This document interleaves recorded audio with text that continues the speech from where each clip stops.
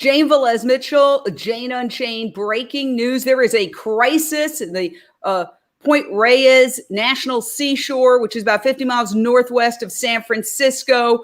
The beautiful Tule elk are dying, and they are dying of thirst. Here is a carcass, and you can see here that the ponds have dried up, and the scandal is that the National Park Service is not giving them water. And I want to start with Fleur Dawes of In Defense of Animals. Some brave activists actually brought water out to the thirsty elk, 450 approximately. Tell us what happened and why the activists had to do this as opposed to maybe the National Park Service. Yeah, thank you so much for having us on the show, Jane, and covering this very important topic. In Defense of Animals and For Elk and Rancho Compasion offered to give water to the elk because activists on the ground have found 6 dead elk in the past few weeks. So this is really an emergency situation. There's a drought going on right now. You can see on screen, the ponds are completely dry. There's only one pond in the north, which will not support all of the elk. So these elk are dying. It is the last remaining herd of these amazing animals who are native to California. And incomprehensibly, the Park Service has fenced them all along the peninsula. So this is the most important and the largest remaining herd of these Tule elk. And they are fenced off and prevented from getting water. So we've been calling on the NPS to provide water. They wouldn't do it. So we said, we will come in and we will give the water. And they said no. They said, no, we will not give you the permits. And very fortunately, some brave activists stepped in and decided to go and make that water drop themselves. And we are lucky enough to have one of the photograph of one of those brave activists sneaking in to give water to the elk dying of thirst when our own government, the people we pay taxes to, refuse to do it. Skylar Thomas, you did an incredible documentary called The Shame of Point Reyes. I want to get the other aspect of this story in right now, which is the animal agriculture industry. There is here and everywhere else a battle for grazing land. And so your film makes a very powerful case that the National Park Service, our tax dollars, is siding with the ranchers over the Tule elk and all the millions of tourist dollars the Tule elk bring in just by the way, because people want to see them. Check this out. About the same time these questions were occurring to me, the ranchers, with the assistance of their politicians and lobbyists, were attempting to push through a bill that would protect the ranches, allow for expansion of ranching, and even promote the killing of wildlife. I may not have been a politician or an ecologist, but I did still have my eyes, and I began to see the seashore very differently. Sometimes I don't think we fully comprehend what we are witnessing, myself included. So I'm going to take a moment to count the cows on this side and directly opposite and see just how many there are. Right here. 1, 2, 3, 4, 5,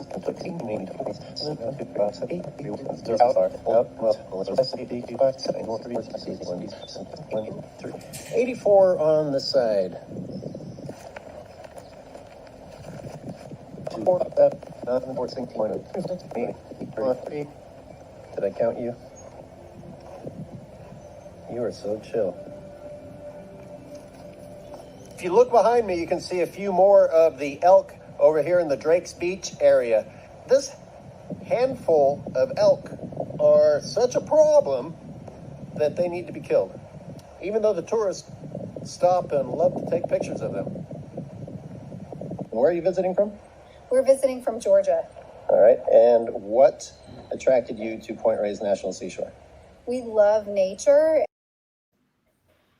Wow. We're going to get to you in 1 second, but we have a very special guest, Miyoko Schinner, who is the famed vegan chef founder of Miyoko's Creamery, vegan butter, and amazing cheeses, as well as the founder of a sanctuary, Rancho Compasion, which is not that far from where all of this is happening. Miyoko, thank you for joining us. What's your reaction to the National Park Service not only refusing to give these thirsty elk who are dying of thirst water, but actually condemning the activists who came in and did give them water? Oh, we just need some audio. Let's get unmute the mic. Here we go. Unmute it. Let's get that unmuted. Hold on one second. I'm going to take you out and bring you back in. How about that? Okay. Let me get the reaction, Thomas, to your point that you're making in the documentary, is that the cows are the ones using up the natural resource on land that is owned by the taxpayers. Yeah, it's a joke, really, when you think about the fact that these quote unquote sustainable industries are so sustainable that they can't even tolerate a handful of native animals eating grass. And these native animals are what bring the tourists to Point Reyes National Seashore, while the cattle continue to destroy the national seashore. And he started showing the clip, but everywhere you drive through that national seashore, you see cattle, and you're lucky if you see wildlife. And that's really sad. And for the most part of the seashore, you have to drive to get past the ugly ranches that are destroying Point Reyes National Seashore to get to a desirable place to go and hike and try to see some wildlife. And this isn't just my footage. This isn't just my opinion. It's not just the people that I interviewed while I'm out there. The Park Service has conducted their own surveys, which overwhelmingly show that people want less ranching, more wildlife habitat, more wildlife, more recreation. And they've conducted these surveys repeatedly. And then Diana went out and she stood there by the side of the road and asked people.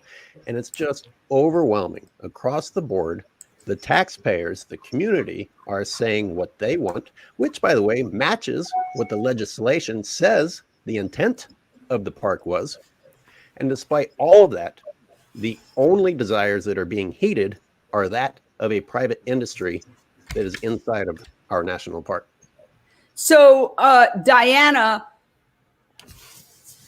okay, this is outrageous to me as a Californian, as an American, that these elk are not being given water by the National Park Service, the people we pay, okay? And we're going to see if we can add, there we go, I think we've got it. Miyoko, what is your reaction being in that area? Well, I live not very far from there. And what's really, I think it's just, what's really appalling is that, they like to tout that they are contributing hugely to the economy, and that really isn't true. One of the things that I think we have to keep in mind about the ranchers is that we've actually done a survey. There's only about 60 people that are employed on the ranches. They make an average of $13 an hour without any benefits whatsoever. And so if that's the reason that the ranchers are winning, they sell the story of adding to the Marin economy at the cost of Tule elk that are dying, that are native, which is appalling. They often talk about the historic ranches. Well, I think the Tule elk are far more historic. And so we can't keep hiding around this, this veil of the economy as the reason for propping up the ranchers. We know that tourism is going to bring in a lot more, and this has just got to stop. I mean, lives are at stake. It's unbelievable, and I have to say, I wrote to the official who's in charge, Woody Smeck at National Park Service. I said we had a deadline of Monday at 9:30 a.m. I said 6 dead elk have been found in Point Reyes National Seashore. More than 400 are fenced in, trapped in wildfire smoke and drought that's dried their ponds. Yet NPS has refused to provide water. Your response? What do you say to those who charge you've been co-opted by animal ranchers who want that grazing land and that you no longer represent your mandate of protecting nature and wildlife on it? What would you say to those who say you are abandoning your duty to protect this iconic species? And my final question, do you have any connections to the meat and dairy industry? I have no idea. I did not get a response. So when our representatives, people who are supposed to be speaking for the taxpayers, because these elk bring in, and Schuyler documented this in his film, The Shame of Point Reyes, these elk bring in millions of tourism dollars, millions and millions, and are cited as one of the main reasons why people visit this Point Reyes National Seashore, Diana. Yeah, so anytime we try to boil down the value of wildlife and animals and ecosystems to dollars, to me, I think the reason why people are so drawn to Point Reyes is because it is a biological hotspot in California. There's hundreds of plants and animals found nowhere else in the world, and the Tule elk are endemic to California. And I think why people are so inspired when we go there is because you get reminded that there's more to life than money. It's a chance for you to feel really connected to something greater than capitalism, something greater than a paycheck. You get to remember that animals have inherent value, ecosystems have inherent value. And I think that's why there's so many people who are fighting so hard to protect it, because as we see with climate catastrophe, we're losing a lot of wildlife, we're losing a lot of ecosystems, and it's all going to these private industries. But let me say this, it's not capitalism when our tax dollars go to propping up the animal agriculture industry. That's called corporate socialism as far as I'm concerned. That is not pure capitalism. And maybe you could address that, Jack, with TreeSpirit. Well, thanks for including me in the conversation on that point. I mean, on every level. I'm an environmental activist. I saw Schuyler Thomas's film, The Shame of Point Reyes, which for anybody who'll give it 90 minutes of attention, just makes an overwhelming case against private, for-profit cattle inside a national park, which is supposed to be for wild animals, as Diana was just speaking about, to lift the spirits and create a safe haven for the few wild animals left on this earth as we convert all of the wild animals, which is to say kill them and destroy their rangeland, into basically cattle, which is half of this country at this point. But I just want to, the overview I want to give here as a speaker on these issues who became aware of this so late in the game. Number one, the ranchers were paid millions of dollars to leave. I'm going to keep what I say short here, but they basically took the money and reneged on the deal. They bought land outside the park. Number two, the ranchers now have pressed politically with their considerable political power to get the Park Service to want to shoot elk. So that's the part that gets the public's attention. If you don't listen to any of their arguments, just to hear that they're going to hire people to come in and kill elk. So it's also in their interest to let them die of drought, as they did before. That's why I'm the guy with the water jug over his shoulder that you showed a picture of from behind. That's you? That's me. I'm willing to take You're my hero. Well, I wasn't alone, and I'm not first to this. I'm late to the game, and ashamed that I speak about shame. I'm ashamed that I've been going into that park for over 2 decades. And I didn't know the issues there. And it took seeing Schuyler's film to show the rolling green, beautiful golf course hills of Point Reyes Park, and now know that that is a corporate monoculture, organic or not. It's not a habitat that supports wildlife. It's a dead zone, really, like a golf course is. Animals can't hide there. There's so many practical reasons that is. And then the third reason, which we haven't even mentioned, which for me is just hands down, that's enough reason to get them out. A huge reason. Cows, over 5,600 cows in the park, are the greatest source of air pollution, water pollution, soil degradation, and ocean pollution in Point Reyes Seashore.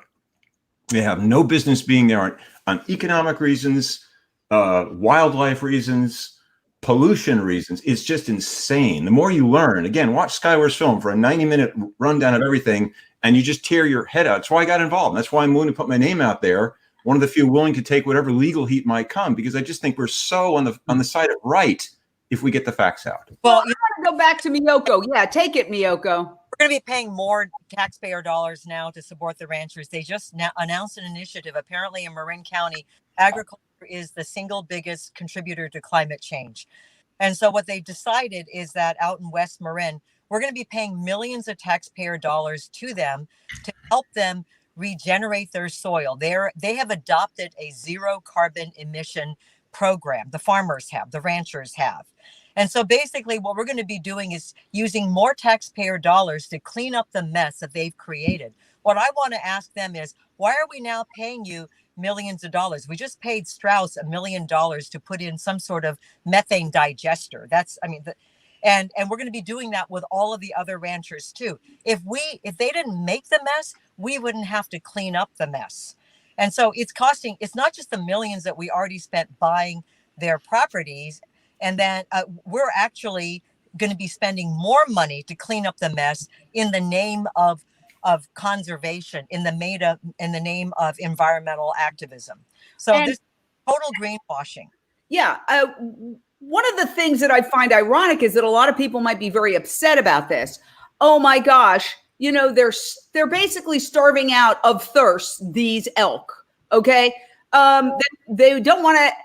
If they can get away with killing them by letting them die of thirst, then they don't have to go and do the bad PR of shooting them, but they want them gone. And that's the agenda of the cattle industry that is taken over there. But here's the thing.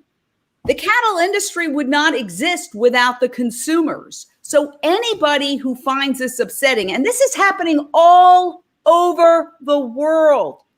Okay, we are on a trajectory to destroy all wildlife vertebrates, essentially, with the exception of some rats and squirrels, within a decade. Well, within a decade. 4% left of all mammals on this earth. Only 4% left are wildlife. 96% are humans or livestock. So if this upsets you, don't support this industry. At the heart of this is a consumer issue. Everybody who is eating animals and their byproducts, dairy. And by the way, if you look at the cover shot here of the shame of Point Reyes, those are hutches where baby calves who are ripped from their mothers are stuck. Okay, they're stuck by themselves alone in those crates. Correct me if I'm wrong, Skylar, but that's what it looks like from the air. That's the way they are kept, in solitary confinement.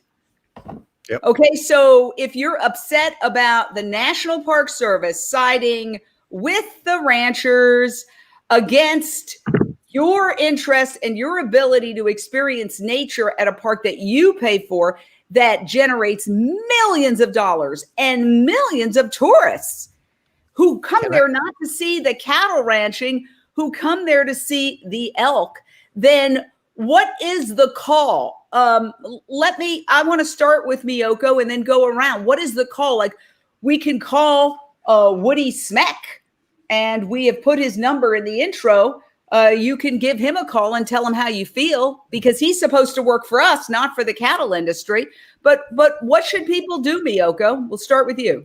Yeah, I mean, I think they should call the National Park Services. They're not going to listen, but we need to complain. But I would actually call Kamala Harris. I would tell her, I would go higher up, forget the Park Services, call Kamala Harris, call Cory Booker. He's aware of it. Go higher up. Go to okay, good idea, Jack. Yep. Ultimately, all of it, and media, and tell your friends, but it's going to be political pressure. And that's as high as I was speaking to Jim Cota, a retired lawyer who knows the issues there intimately. And he was talking about Dianne Feinstein. She's in the pockets of the powerful dairy lobby, in effect. So, a lot of people got to beat on her, and then she'll possibly change. Public tide has to turn, pushing the politicians. Fleur Dawes of In Defense of Animals leading the charge on this as well. Yeah, Jane, I just want to make the point that this is an issue that we see everywhere. So I'm so very grateful for you making sure that people realize that one of the most important things that you can do is vote with your plate. Every time you sit down to eat, you can make a difference for wild animals as well as farmed animals. You can save a life. So we are working on issues now with, we are having wild wolves, an entire pack of wolves gunned down in Washington because of ranchers. We are having wild horses being brutally sterilized and rounded up off the lands that they are there for them because of ranchers. And now we have the Tule Elk in California who are once again being pushed off the land that is rightfully theirs by ranching. So the number one thing you've got to do is get rid of those dairy products, drop them, pick up some Miyokos instead, and you can also, which is very delicious, by the way, you can also join us. We are having a demonstration this Sunday. So if you go to bit.ly/savetheelk, bit.ly/savetheelk. You can join us this Sunday if you're local. If you're not, you can find out other ways to get involved. If you're on the IDA mailing list on this Friday, we're going to be pushing some of those politicians and those ranchers to save the elk, to free them from that awful enclosure. Really, it's an elk zoo that they're in. And so, yeah, please sign up, idausa.org/sign up, idausa.org/sign up. And on Friday, we are releasing that petition, and you can write directly to everyone who's involved. Yeah, and when you say ranchers, just so everybody understands, this is the meat and dairy industry. Okay. Right. And I just want to show one other clip from this incredible film Skylar Thomas made, The Shame of Point Reyes. And let me show it right here, and then we can discuss it. The entire drive out to Point Reyes, both sides of the road are bordered by agriculture of some kind, including livestock. So when it continued on into the park, I didn't think much of it. And probably wouldn't have thought much more of it until I started seeing articles about plans to kill the elk on behalf of the cattle. Apparently some of the elk were showing up on ranch lands and were supposedly creating a threat to the ranching business by eating grass and damaging fences. So these amazing native animals that the seashore helped bring back from the brink of extinction and that the tourists love to take pictures of were being presented as the bad guys. This caused me to start asking other questions. For example, what were these private ranches doing on the public land of a national seashore in the first place?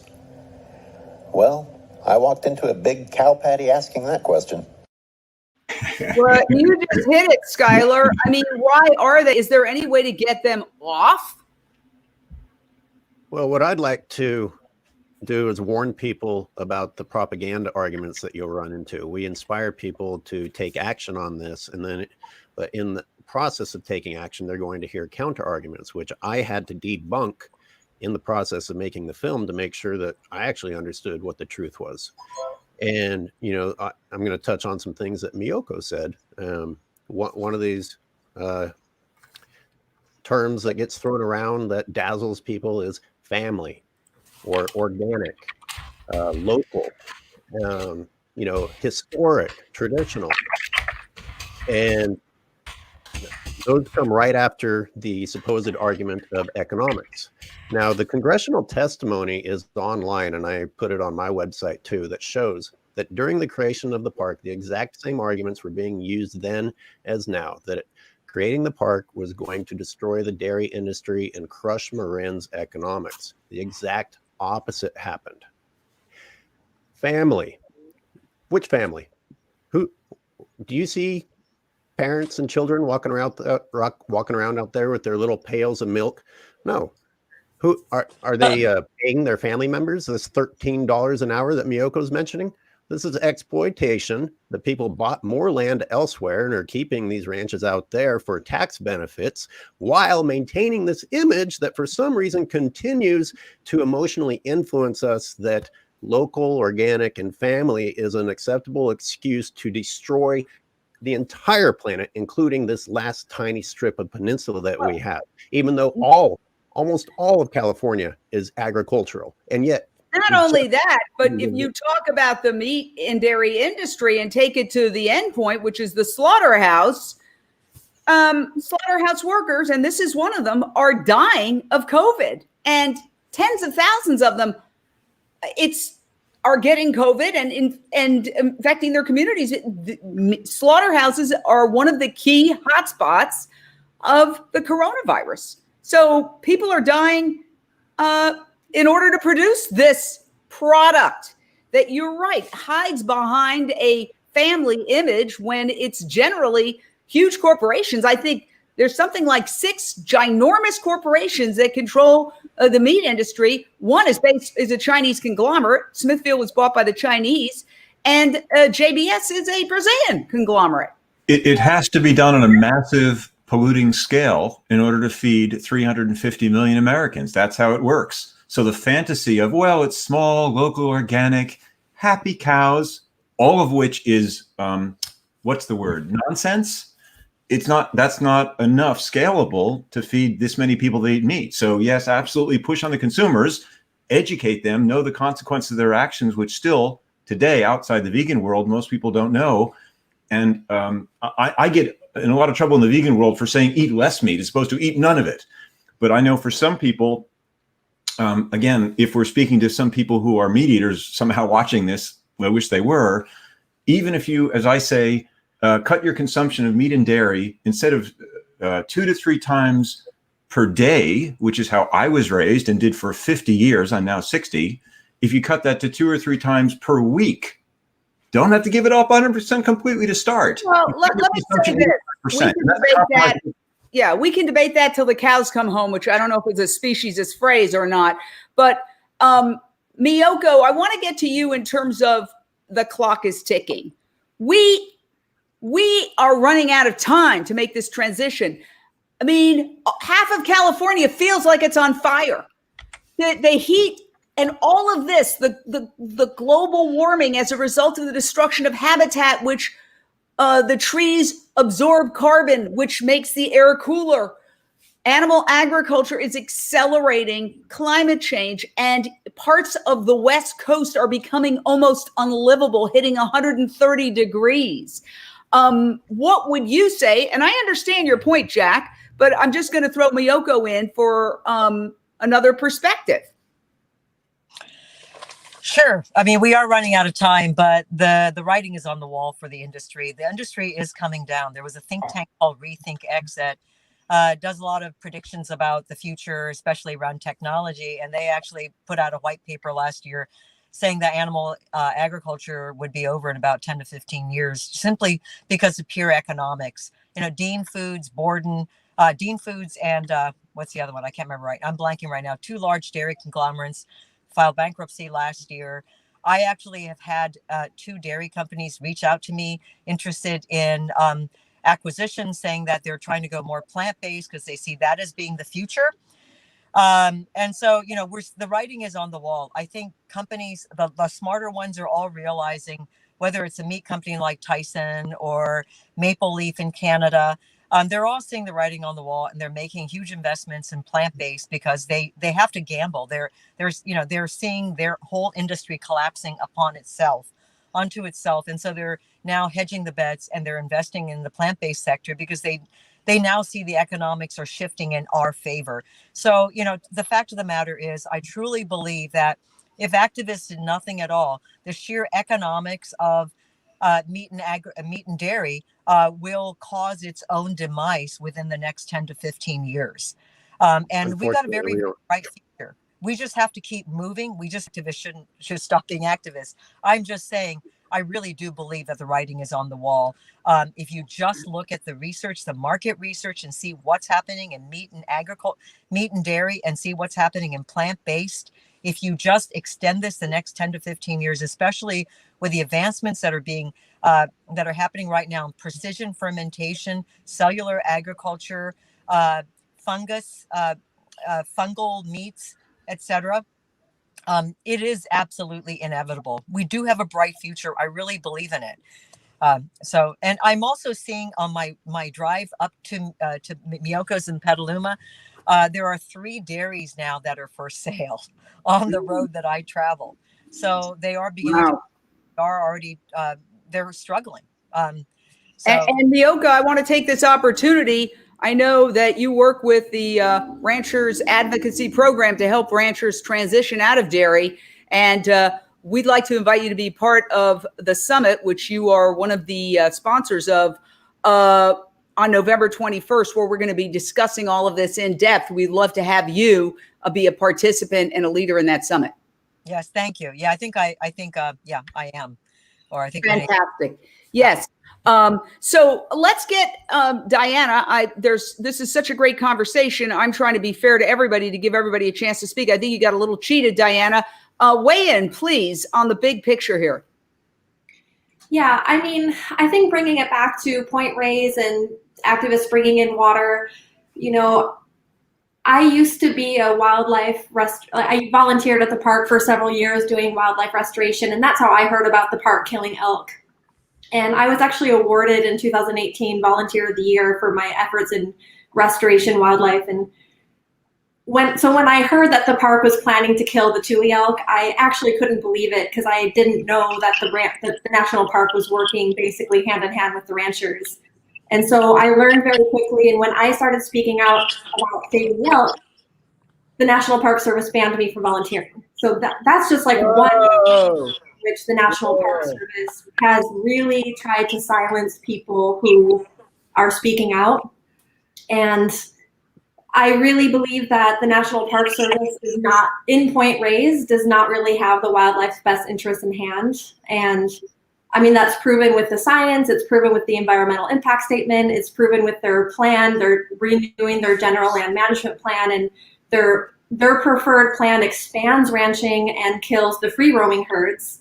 And so there's no question in my mind that they would let the elk in the reserve that's fenced in die. And so I really am so grateful for activists who are doing something now. Because if it weren't done now, then who knows what would happen. So the Tule elk were actually thought to be extinct at one point. And when something goes extinct, it's forever. And so the Tule elk, there were 20 individual elk found about 100 years ago, and this is their second chance.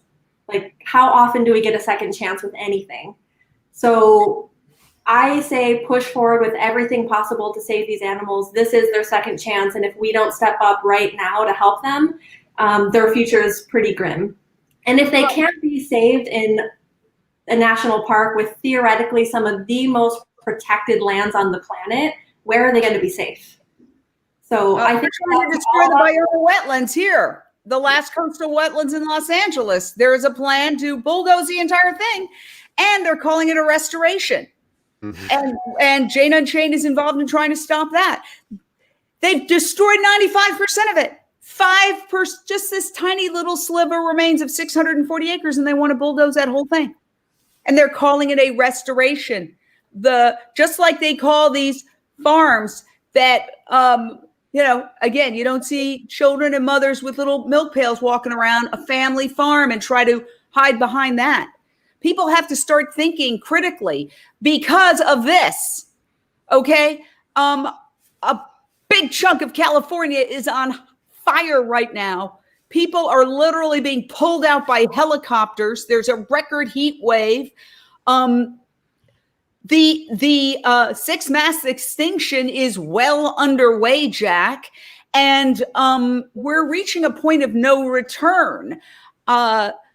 Sometimes when people can't see the results of their behavior to their face, they remain in denial. But I personally, last summer when there were wildfires, I think it was last summer, it was one of the big wildfires. It's in my documentary, Countdown to Year Zero, about this very issue, that if we do not move away from animal agriculture, you can see this on Amazon Prime.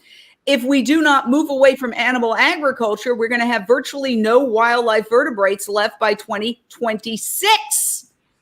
That is actually the trajectory at which all these animals, that's 6 years away.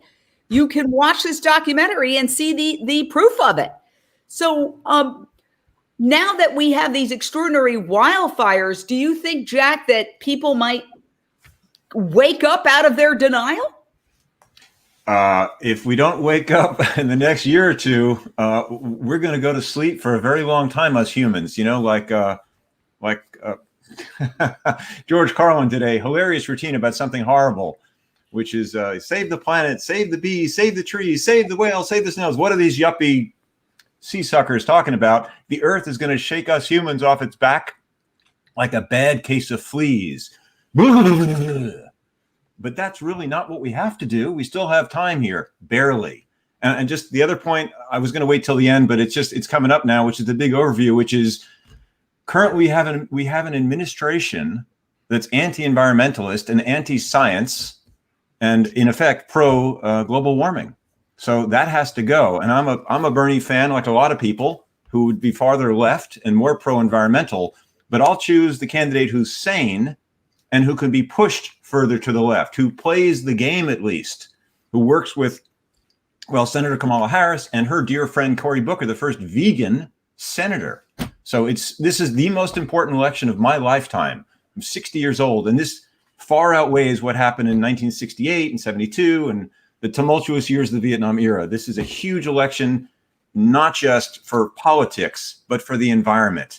Not to mention that we're in a pandemic that is a zoonotic disease caused by our abuse of animals.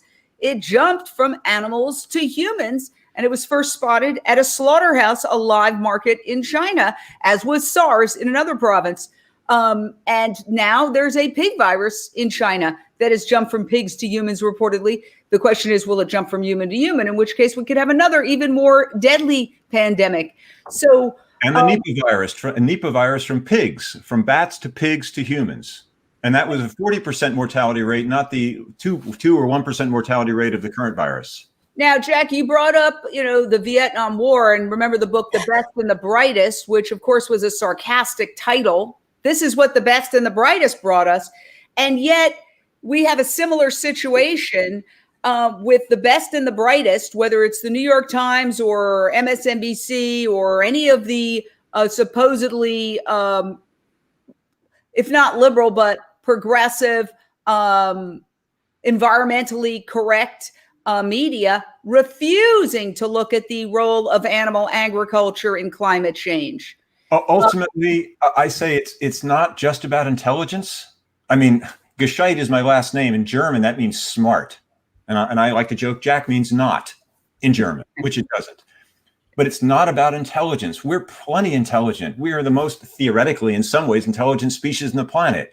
It's to Diana's point earlier about going to Point Reyes to get out of our oh-so-clever minds and our wonderfully industrious hands, and instead to feel more, an emotional, spiritual connection, if you will, to the natural world, to wildlife, to the land, to the animals, to nature that's bigger than us, of which we are actually a part.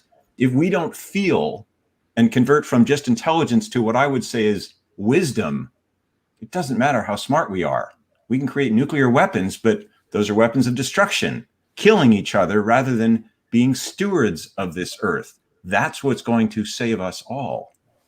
Yes, as we are here now in this terrible crisis that's hitting California and Washington State. I just read this morning an entire town was wiped out. I want to keep it on the elk at the Point Reyes National Seashore that are being systematically, it appears, exterminated by the National Park Service. There's the place where they used to drink water. They won't give them water, and the elk are dying. Here's a dead elk. And they condemned the brave men like Jack and women who went and gave water. And here they are giving water. And this is unfortunately happening all over the world. If it can happen here in liberal California, progressive, environmentally correct California, can you imagine what's happening in other parts of the world? I know we've been on for quite a while, so let's do final thoughts to bring it back to the elk, because that was the main reason we're here. But it's a fascinating conversation because we've really hit on the big crisis of our time. Obviously, I support a lot of the efforts that are happening for social justice all over the world. But if the planet becomes too hot, to sustain life, which it's barreling towards, that is obviously going to be the biggest crisis. It's going to kill everybody. So it sounds alarmist, but really, is it? Is it, when you see what's happening right now in California? Skylar, let me give you your final word. Well, I'm going to focus on fire because we started talking about that. One of the lies that I encountered in the promotion of the ranching at Point Reyes is that the cattle help fight off encroaching plant life. And the plant life they're talking about encroaching are the native perennial fire-resistant plants that were supposed to be there. And they spun that as a good thing because we're all supposed to be afraid of biofuel. Trees, shrubs are bad. In the meantime, they're replacing California's native plants that actually have some form of capability of resisting these fires with their annual grasses and weeds that the cattle consume. And across California, you see all of this stuff bursting into flame. In the meantime, you can find endless articles about it being promoted by the animal agriculture industry that we need to use livestock to fight these fires. So we don't need to cut back on animal agriculture. We need to release even more of them out there in order to combat this fire issue. And it's hard for people to wrap their heads around the fact that animal agriculture is the reason we're in these extreme weather conditions in the first place. It's much easier just to accept, oh, how wonderful, we'll unleash these animals out there to solve the problem. Yeah, it's people have to start thinking for themselves. I mean, not only just the issue of getting back to the fact that we're in a pandemic right now, where obviously people with underlying health conditions are more likely to suffer the most severe consequences and die. And those underlying health conditions are related to their diet. If you have a heart condition, for example, which is caused by cholesterol, which is only in animal products, animals produce cholesterol. So there's health reasons why we need to move away from animal agriculture. It seems like the primary entity that's not getting this, aside from the industries that profit from it, like the meat and pharmaceutical industry and the fast food industry, obviously, is the government. The government has been co-opted by industry across the board. The Interior Department, the Bureau of Land Management, somebody just mentioned that. They're doing roundups for the ranchers. They're rounding up the wild horses, even though there's a Wild Horse Protection Act that says that the American people want these wild horses. So the war on wildlife is accelerating. It is the Tule Elk at Point Reyes National Seashore, but it's all wild animals across this land.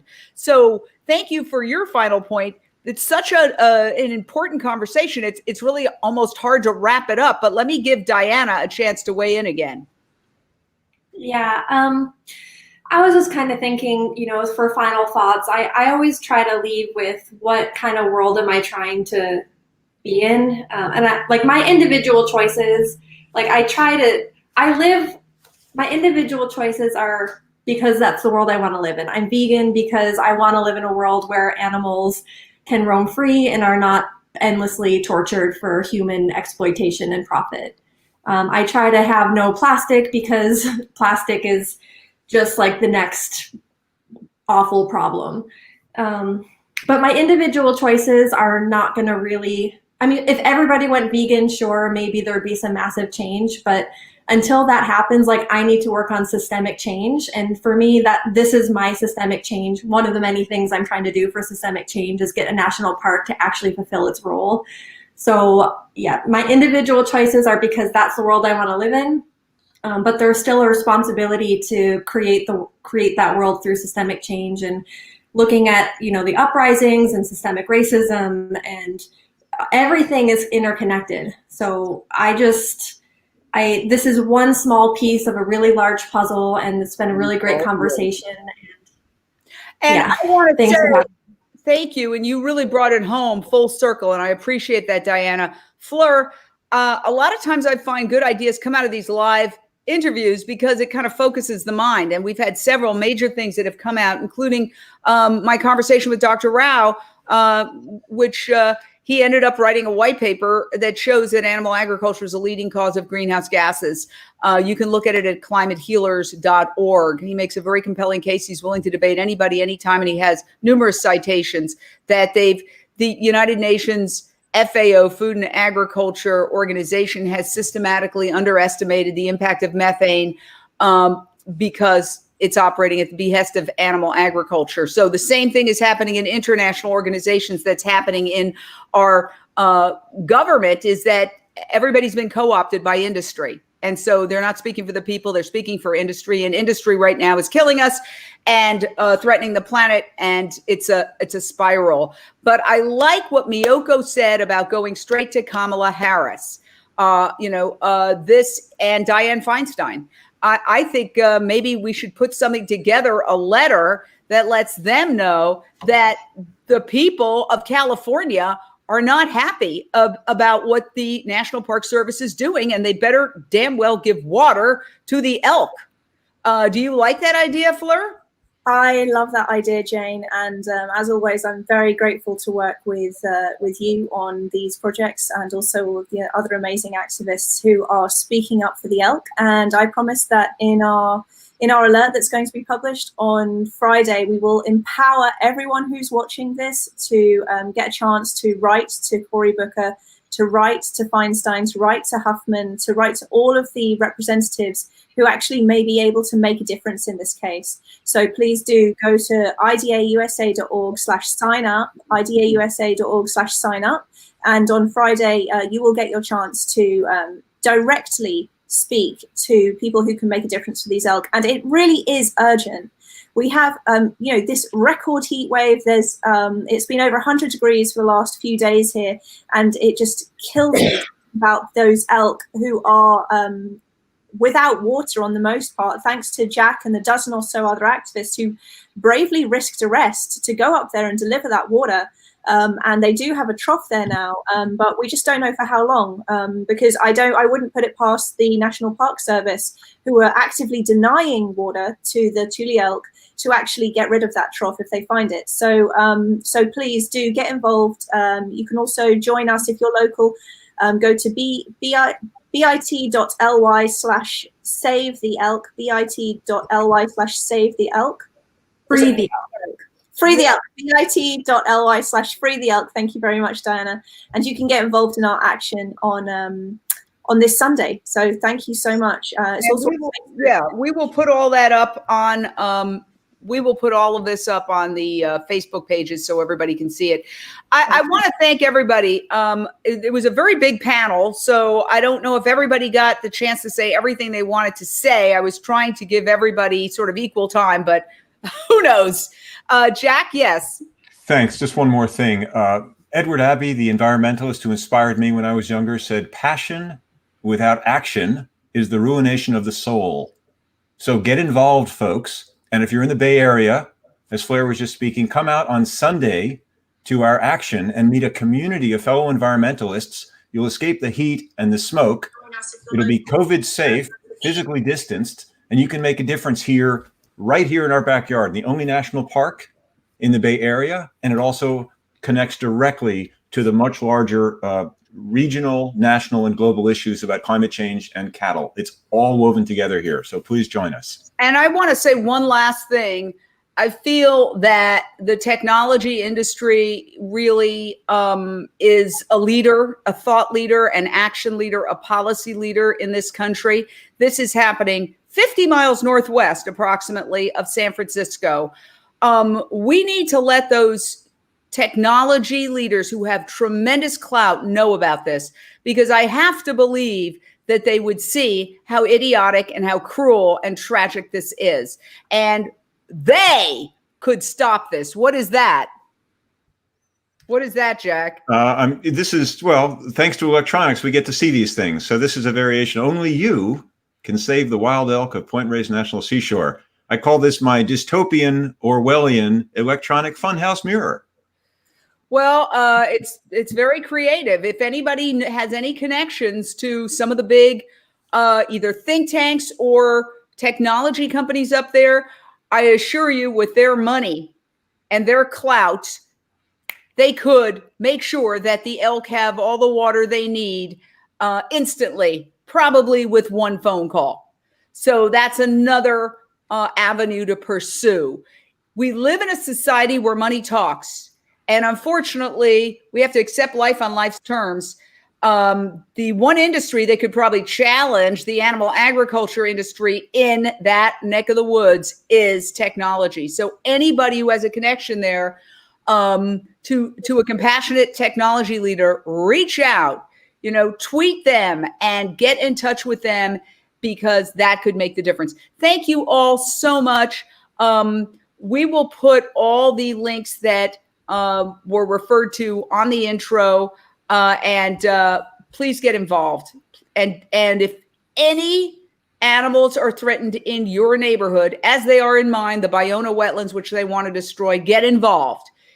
They can't speak for themselves. Thank you so much.